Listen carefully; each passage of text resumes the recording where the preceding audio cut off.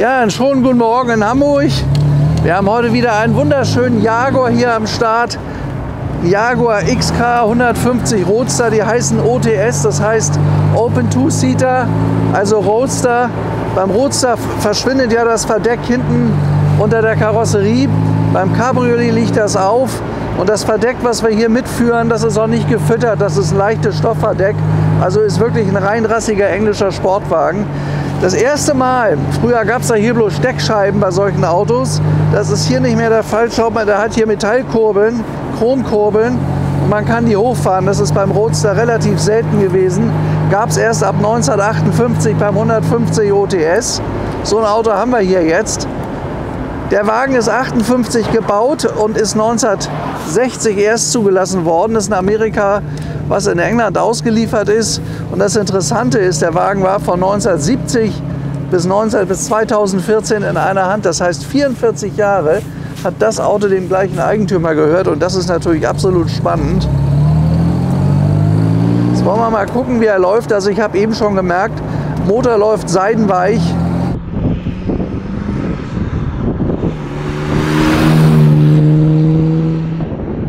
Auto ist ja voll restauriert, fotodokumentiert hier in Deutschland und das ist natürlich klasse.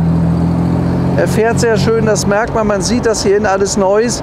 Ihr könnt sehen, der sportliche 150 Roadster hat hier kein Wurzelholz, sondern nur alles in Leder bezogen. Instrumente sind aber weitgehend original bei dem Auto, es funktioniert auch alles gut. Was mir aufgefallen ist, der springt super an, der Wagen, der läuft einen kleinen Moment, der Schok und dann ist vorbei mit der Startautomatik. Also er läuft wirklich ganz, ganz sauber.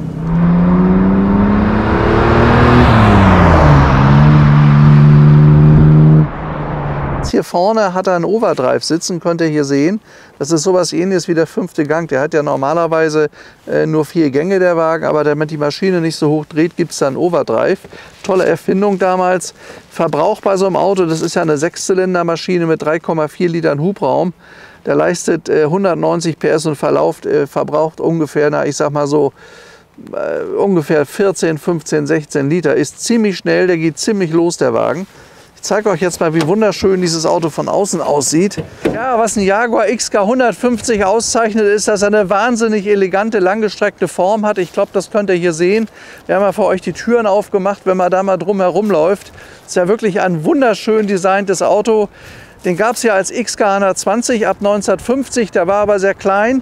Dann hat man ihn ein bisschen länger gebaut, der hieß dann XK 140.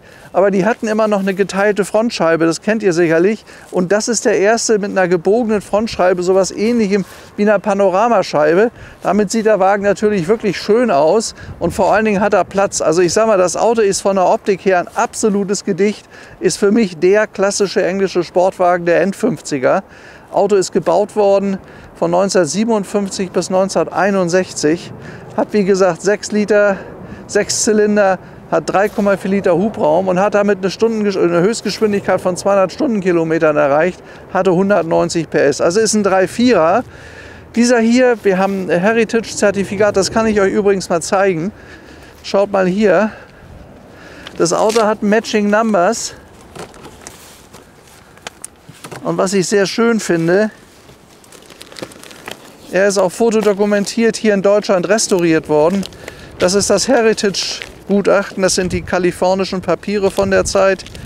Das Auto war 44 Jahre im Besitz, das ist wirklich eine Besonderheit und ein gutes Zeichen für so ein Auto. Hat also eine tolle Historie.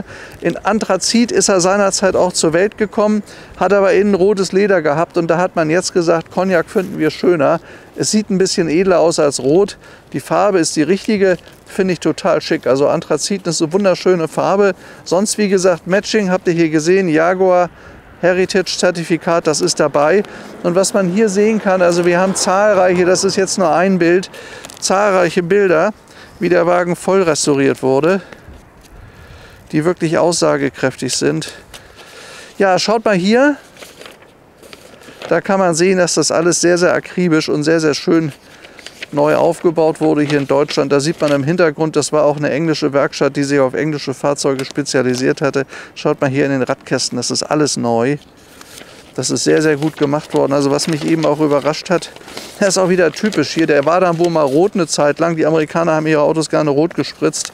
War aber nicht original, das wissen wir vom Gutachten.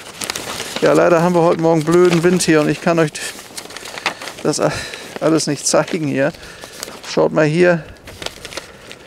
Karosse komplett abgebeizt und dann wieder mit der Originalfarbe versehen. Naja, das sind nur einige Bilder. Wir haben noch sehr viele mehr. Wir haben einen ganzen Stick, wo die gesamte Restaurierung drauf zu sehen ist. Ich zeige euch jetzt mal den Motorraum, wie der aussieht.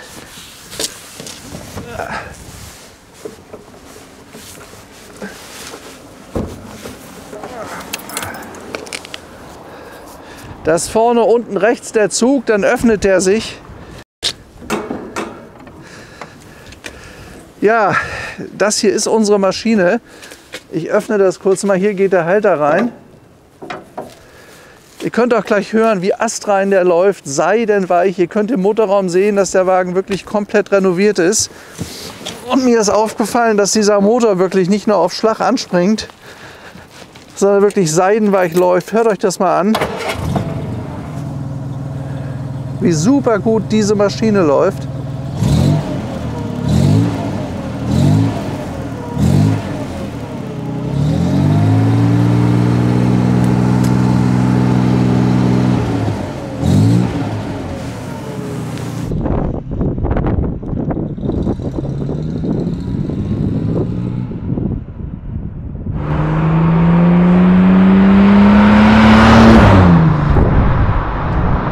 Ja, hier noch ein paar schöne Details vielleicht zum Auto, die ich euch gerne zeigen möchte.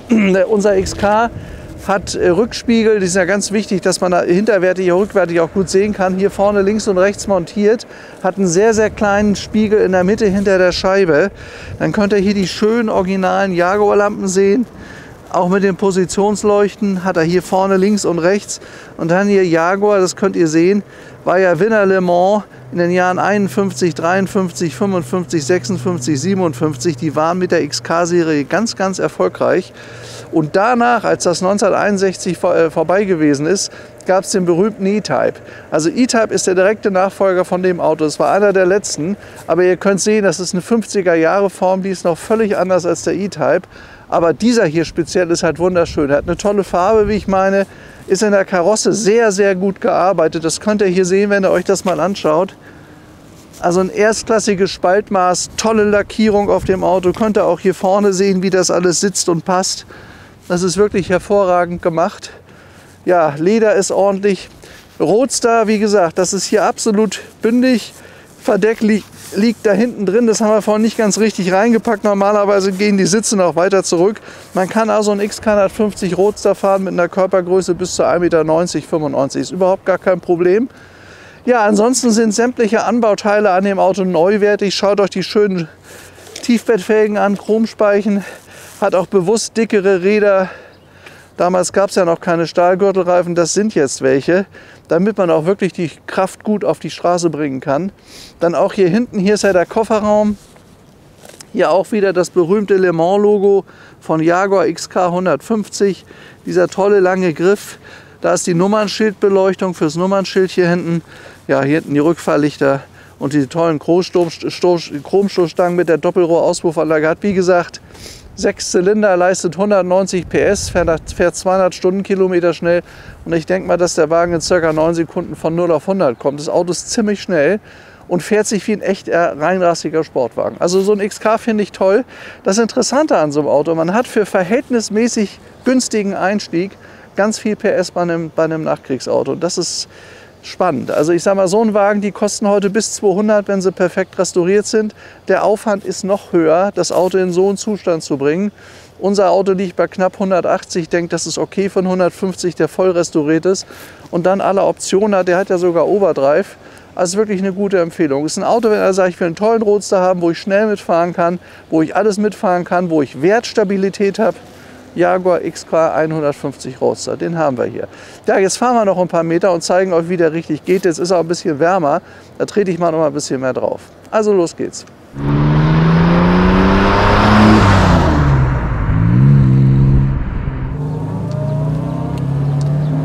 Ja, wenn ihr mal seht, hier unser schönes Lenkrad, das lässt sich ja hier einstellen, nah und fern, also ran und weiter rück. weiter zurück, dass man mehr Platz hat, ist auch neuwertig, das ist auch restauriert worden. Wie auch hier sämtliche Details am ganzen Armaturenbrett neuwertig sind. Man sieht, dass das alles gemacht wurde. Hat kurze Schaltwege, kuppelt sich gut und er hat richtig Kraft. Also der Wagen geht ganz gut nach vorne, muss ich sagen. Hat auch sehr, sehr gute Bremsen, hat übrigens schon 4 Scheibenbremsen, das merkt man. Zieht weder nach links noch nach rechts. Vorne links ist der Blinker am Lenkrad.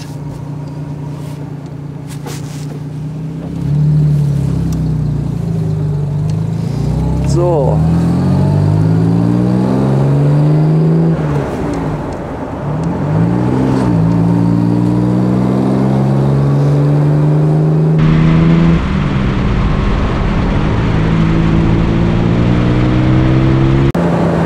Das Auto geht ganz schön los, hat ganz schön Kraft.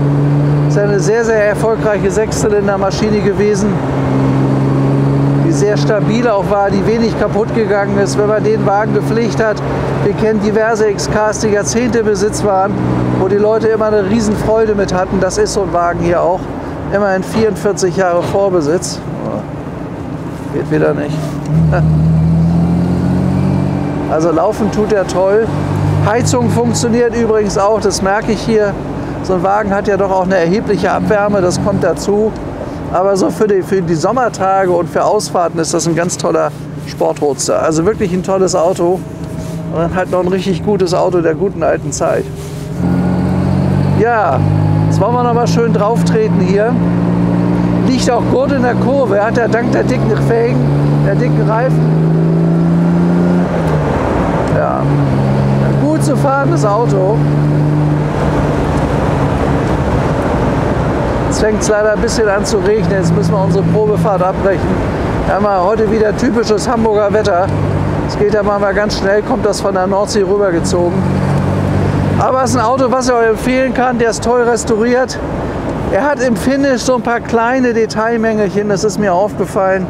Da müsste man vielleicht noch mal so ein Tausender investieren, aber das ist nicht groß problematisch. Ja immer, wenn ein Auto direkt aus der Restaurierung kommt, da muss immer noch mal ein bisschen nachgearbeitet werden. Aber das ist nichts Großes bei dem Wagen. Ich meine auch, dass die Kupplung ein bisschen justiert werden muss, weil die Gänge nicht immer ganz sauber reingehen. Aber das ist eine Einstellungsfrage. Ansonsten ist mir dem Auto nichts aufgefallen, was ich sehr, sehr positiv finde. Das ist, wie die Maschine läuft, also wirklich toll. Da hat jemand einen guten Job gemacht. Maschine läuft erste Klasse.